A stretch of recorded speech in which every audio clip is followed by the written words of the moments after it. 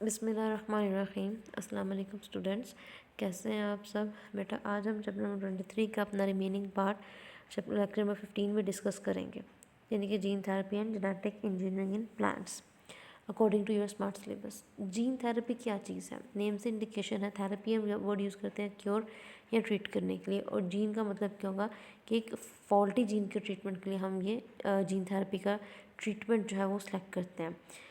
यानी कि gene therapy में एक डिफेक्टिव जीन को पेशेंट या जो सफरिंग पर्सन है उसकी बॉडी से रिमूव करके उसको रिप्लेस किया जाता है एक हेल्थी जीन के साथ, एक नॉर्मल जीन के साथ। यानी कि जेनेटिक मटेरियल की इंसर्शन की जाती है ह्यूमन सेल्स के अंदर for the treatment of a disorder. किसी भी तरह डिजीज़ और डिसऑर्डर के लिए जहाँ पे जीन थेरेपी यूटिलाइज हो सकती है, हम जीन थेरेपी का यूज़ करते हैं। करना क्या क्या होता है इसमें कि फॉल्टी जीन को रिप्लेस किया जाता है एक हेल्थी जीन के साथ, ताकि फॉल्टी जीन का वर्क जो है वो हेल्थी जीन परफॉर्म कर सके। इसी तरह से बहुत सारी दूसरी ह्यूमन डिजीज़ या इलनेस के लिए भी जीन्स को यूज़ किया जाता है ट्रीटमेंट के तौर पे, लाइक कैंसर के केस में या कार्डियोवास्कुलर डिजीज़ के केस में। जीन थेरेपी की दो हमारे पास बेसिक टाइप्स हैं, एक है एक्स वीवो और दूसरी है इन वीवो। एक्स वीवो को एक्स का मतलब क्या होता है? आउटसाइड। तो वो थेरेपी या वो टाइप जीन थेरेपी की जिसमें हम जीन्स को सेल के अंदर इंसर्ट तो करवाते हैं बट आउटसाइड द बॉडी करवाते हैं। जबकि in vivo, in means inside, तो वो जीन थेरेपी जिसमें आप जीन्स को इनसाइड द बॉडी सेल के अंदर इंसर्ट करवाते हो। एक्स वीवो की दो एग्जांपल्स हैं हमारे पास, SCID यानी कि severe combined immuno deficiency syndrome, और उसके बाद फेमिलियल हाइपरकोलेस्ट्रीमिया, जिसको आगे हम डिटेल में डिस्कस करेंगे। उसके अलावा अगर हम इन वीवो की एग्जांपल्स देखें तो इसमें हमारे पास आ जाते हैं cystic fibrosis, angioplasty, cancer, Parkinson's disease और उसके साथ साथ डायबिटीज़। स्टार्ट करते हैं एक एक करके डिजीज़ को स्टडी करना। सबसे पहले बात करते हैं एक्स वीवो में severe combined immuno deficiency disease या सिंड्रोम की। ये सिंड्रोम या डिजीज़ किस वजह से होती है? एक एंजाइम की एब्सेंस की वजह से होती है, दैट इज़ एडिनोसिन डीएमिनेज। अब यहाँ पे आपको क्वेश्चन आ सकता है कि SCID के केस में कौन सी नाइट्रोजनस बेस मिसिंग है, और वो है एडेनिन, ठीक है, एडिनोसिन। तो एडिनोसिन डी अमाइनेज एंजाइम की एब्सेंस की वजह से SCID डिजीज़ होती है। ये वो एंजाइम्स हैं जो हमारे वाइट ब्लड सेल्स के T और B सेल्स, हमारे वाइट ब्लड सेल्स के जो मेजर कंपोनेंट्स हैं उनको मेच्योर करते हैं। तो इट मीन्स अगर ये सेल्स मेच्योर नहीं है, हमारे वाइट सेल्स प्रॉपर वर्किंग नहीं कर रहे हैं, तो लाइफ थ्रेटनिंग इन्फेक्शंस हो सकती हैं। ट्रीटमेंट क्या है इसका? बोन मैरो स्टेम सेल्स को बॉडी से रिमूव किया जाता है, उसके अंदर रेट्रोवायरस इन्फेक्ट किया जाता है और सेल्स को पेशेंट की बॉडी में वापस भेज दिया जाता है। तो सेल्स क्या होंगे? The cells will be genetically modified. ये आप देख सकते हैं, बोन मैरो सेल्स को पहले बॉडी से रिमूव किया गया, ठीक है, उसके अंदर रेट्रोवायरस इंसर्ट करवाया गया। इस रेट्रोवायरस के अंदर नॉर्मल जीन मौजूद होगा, ये नॉर्मल जीन कैरी करके लेके आएगा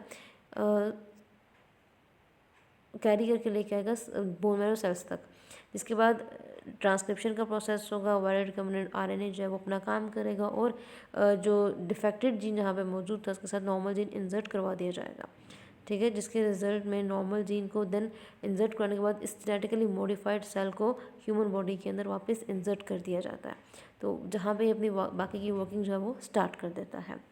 आफ्टर दैट फेमिलियर हाइपरकोलेस्ट्रीमिया, नेम से इंडिकेशन है, हाइपर मीन्स हाई और cholesterolaemia means cholesterol. Hyper cholesterolaemia कौन सी कंडीशन होती है? वो कंडीशन है जब हमारे लीवर सेल्स के अंदर एक रिसेप्टर जो है वो एब्सेंट होता है। वो रिसेप्टर जो हमारे ब्लड से कोलेस्ट्रॉल को वक्तन फ़वक्तन रिमूव करता है, ऐसी कंडीशन को हम फेमिलियर हाइपर कोलेस्ट्रीमिया का नाम देते हैं।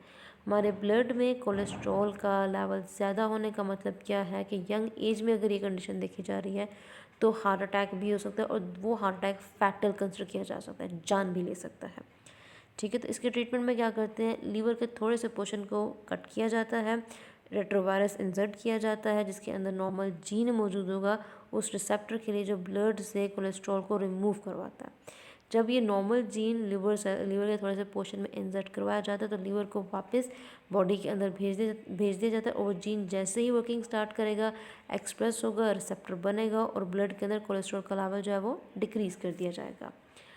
उसके बाद आते हैं second type, that is in vivo. उसमें सबसे पहले डिसऑर्डर या डिजीज़ आते हैं सिस्टिक फिब्रोसिस। ये वो डिसऑर्डर है जो हमारे लंग्स को, यानी कि हमारे रेस्पिरेटरी सिस्टम को, इवन डाइजेस्टिव सिस्टम को भी अफेक्ट करता है, एक जेनेटिक डिसऑर्डर है। इसमें होता है कि लंग्स के एपिथेलियल सेल्स पे अटैक होता है, due to lack of particular gene जो उसके अंदर तब मौजूद होता है जब म्यूकस की फॉर्मेशन को वो कम कर रहा होता है। तो इसमें बहुत सारी इन्फेक्शंस हो सकती हैं हमारे रेस्पिरेटरी ट्रैक्ट के अंदर, ठीक है। इसमें म्यूकस की फॉर्मेशन ज़्यादा होती है जो क्लॉग करना शुरू कर देता है हमारे जो रेस्पिरेटरी सिस्टम के जो पैसेजेस हैं उनको ब्लॉक करना शुरू कर देता है। तो पेशेंट्स जिनके अंदर एक जीन एब्सेंट होता है जो transmembrane carrier of chloride ion के लिए कोड करता है, उन पेशेंट में सिस्टिक फिब्रोसिस हो सकती है। बिकॉज जब वो जीन मौजूद नहीं है तो म्यूकस जो बन रहा है उसकी सिक्रीशन जो हो रही है वो रिमूव नहीं की जा सकती। इट मीन्स के पेशेंट में बहुत सारी इन्फेक्शंस हो सकती हैं लंग्स की या रेस्पिरेटरी ट्रैक से रिलेटेड, जिसकी वजह से पेशेंट की डेथ भी हो सकती है। एज यू कैन सी ये सिस्टिक फिब्रोसिस दी गई है, ये हेल्थी एक ऐसे पेशेंट की बेसिकली वेसल्स दिखाई गई हैं, ट्रैकिया लंग्स का पोर्शन दिखाया गया है जिसमें सिस्टिक फिब्रोसिस नहीं है। लेकिन आप यहाँ पे देख सकते हैं सिस्टिक फिब्रोसिस में यहाँ पे इन्फ्लेमेशन कॉज हो रही है क्योंकि म्यूकस क्रीट आउट होता है। जैसे जितना ज़्यादा थिक सिक्रीशन होती है लंग्स में उतनी ज़्यादा हमारे लंग्स के जो कहने के ब्रांचेज हैं लंग्स तक जो चीज़ें या सिस्टम हमारा बना हुआ है पूरा, उसमें ब्लॉकेज कॉज हो सकती है। आफ्टर दैट ट्रीटमेंट में इसमें लिपोसोम्स यूज़ किए जाते हैं। लिपोसोम्स और माइक्रोस्कोपिक वेसिकल्स ये कब बनते हैं, जब आप एक सोल्यूशन जिसके अंदर वो जीन प्रेजेंट हो जो सिस्टिक फिब्रोसिस के ट्रीटमेंट के लिए ज़रूरी हो, उस जीन को सोल्यूशन के अंदर डालते हो और सोल्यूशन के अंदर लिपोप्रोटीन्स ऐड करते हो, तो लिपोप्रोटीन्स माइक्रोस्कोपिक वेसिकल्स में चेंज हो जाती है, दैट इज़ लिपोसोम्स। इस सोल्यूशन को पेशेंट के नॉस्ट्रल्स यानी कि आपके जो नोज़ की एक्सटर्नल 2 ओपनिंग्स हैं उनमें स्प्रेड किया जाता है। काफ़ी हद तक इम्प्रूवमेंट नहीं आती है, बहुत ज़्यादा इम्प्रूवमेंट नहीं आती है, इसलिए इतना सक्सेसफुल नहीं है, बट जस्ट कुछ देर के ट्रीटमेंट के लिहाज से ये ट्रीटमेंट जो है वो यूज़ किया जाता है। आफ्टर दैट कैंसर का ट्रीटमेंट कैसे होगा, जीन थेरेपी से कैंसर पेशेंट को कीमोथेरेपी को टॉलरेट करने के लिए उनकी एबिलिटी को इंक्रीज़ किया जाता है, इन्हांस किया जाता है। कैंसर पेशेंट को जीन्स दिए जाते हैं जो या तो ट्यूमर्स को ज़्यादा कीमोथेरेपी के लिए ज़्यादा वुल्नरेबल बनाएंगे, यानी कि उन ट्यूमर्स पर कीमोथेरेपी का इफेक्ट ज़्यादा होगा, या वो हेल्थी सेल्स को कीमोथेरेपी को टॉलरेट करने की उनकी एबिलिटी को इंक्रीज़ करेंगे। जैसे कि हमने चैप्टर नंबर 1 में ये चीज़ भी पढ़ी थी कि कीमोथेरेपी कैंसर सेल्स के साथ साथ नॉर्मल सेल्स को भी किल कर देता है। उसकी रीजंस क्या है, इसमें एंटी कैंसर केमिकल्स यूज़ होते हैं, ठीक है। वो केमिकल्स या वो इंजेक्शंस जो कैंसर सेल्स को डैमेज करते हैं, लेकिन क्योंकि ये केमिकल हमारे ब्लड में ऐड होता है तो इट मीन्स कैंसर सेल्स के अलावा नॉर्मल सेल्स को भी डैमेज कर सकती है। तो इसके लिए हम ट्रीटमेंट कैसे कर सकते हैं कि हमें बोन मैरो सेल्स को प्रोटेक्ट करना ज़रूरी है जो हमारे नॉर्मल सेल्स को बना रहे होते हैं। तो अगर हम बोन मैरो सेल्स को एक बार प्रोटेक्ट कर लें तो हम कीमोथेरेपी की क्वांटिटी या उसके मकदार या उसका लेवल इंक्रीज़ कर सकते हैं जो कैंसर सेल्स को बहुत जल्दी ख़त्म कर सकते हैं। After that proliferation of blood vessels, coronary artery angioplasty, इसमें बैलून कैथेटर यूज़ होता है। इस डिसऑर्डर में होता है कि आर्टरीज जो है वो हार्ट की क्लोज होना शुरू हो जाती है। बैलून कैथेटर यूज़ किया जाता है आर्टरीज को ओपन करने के लिए, बट वो आर्टरी दोबारा से बंद भी हो सकती है। तो बैलून कैथेटर यूज़ कैसे किया जाता है, बैलून कैथेटर को इंसर्ट किया जाता है आर्टरी के अंदर, लेकिन बैलून के ऊपर कोटिंग की जाती है प्लाज्मिड की। उस प्लाज्मिड के अंदर वो जीन प्रेजेंट होता है जो वेस्कुलर एंडोथेलियल ग्रोथ फैक्टर यानी कि इस प्रोटीन की प्रोडक्शन के लिए कोड करता है। जब वो बैलून जो कि कोटेड किया जाता है प्लाज्मिड के साथ उस जीन के साथ, जब वो बैलून आर्टरीज के अंदर या हार्ट की वेसल्स के अंदर उसको ट्रांसमिट किया जाता है, इंसर्ट किया जाता है, तो जीन्स एक्सप्रेस होते हैं और प्रोलिफरेशन को प्रमोट करते हैं।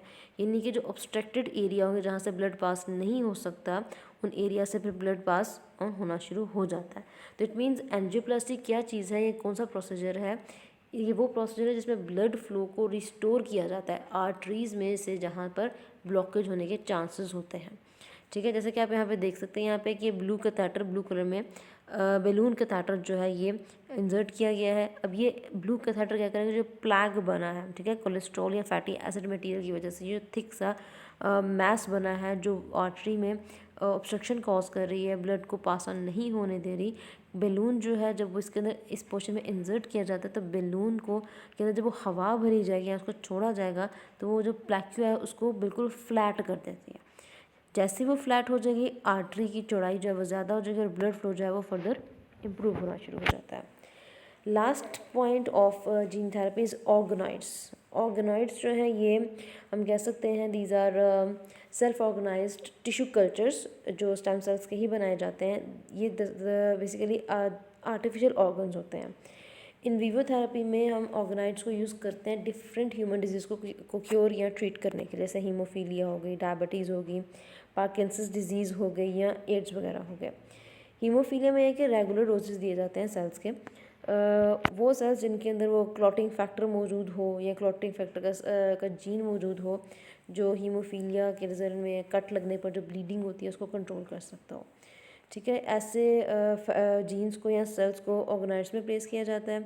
ये आर्टिफिशियल ऑर्गन्स जो हैं फिर एब्डोमिनल कैविटी में इम्प्लांट किए जाते हैं जहाँ पे ये बाकी की वर्किंग करते हैं। उसी तरह से पार्किंसंस डिजीज़ में डोपामाइन प्रोड्यूसिंग सेल्स को हम डायरेक्टली ब्रेन सेल्स में ग्राफ्ट कर सकते हैं ऑर्गेनाइड्स की हेल्प से। Next topic is genetic engineering in plants. Plants में जेनेटिक इंजीनियरिंग का मतलब क्या है कि हमें बहुत सारी नई वैरायटीज़ चाहिए, नई वैरायटीज़ बनानी है प्लांट्स की, हमारे डिज़ायरेबल करेक्टर्स के लिहाज से, डिज़ायरेबल ट्रेट्स के लिहाज से। हर उस वैरायटी को हमने हर उस प्लांट की वैरायटी बनानी जिससे हमें बेनिफिट होता है। जिसमें सबसे पहले हम करवाते हैं हाइब्रिडाइजेशन, यानी कि हाइब्रिड्स बनाएंगे। हाइब्रिड्स आप दो डिफरेंट प्लांट्स यानी कि उनकी दो डिफरेंट जो स्पीशीज़ हैं प्लांट्स की उनकी वेराइटीज़ के क्रॉसेस करवाते हो। ठीक है, जिससे आपके पास जो नए प्लांट्स बनेंगे लेकिन उन प्लांट्स के अंदर वो डिज़ायरेबल करैक्टर्स या ट्रेट्स मौजूद होंगे जो आपको चाहिए।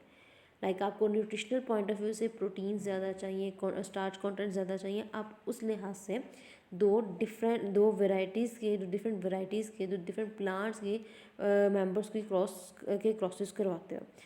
हाइब्रिडाइजेशन करवाने के बाद वेजिटेटिव प्रोपगेशन करवाई जाती है जब प्लांट मैच्योर हो जाता है। वेजिटेटिव प्रोपगेशन के रिजल्ट में हमारे पास जितने भी नए प्लांट बनते हैं, 10 बनते हैं, 20 बनते हैं, वो सारे प्लांट्स जेनेटिकली आइडेंटिकल होते हैं।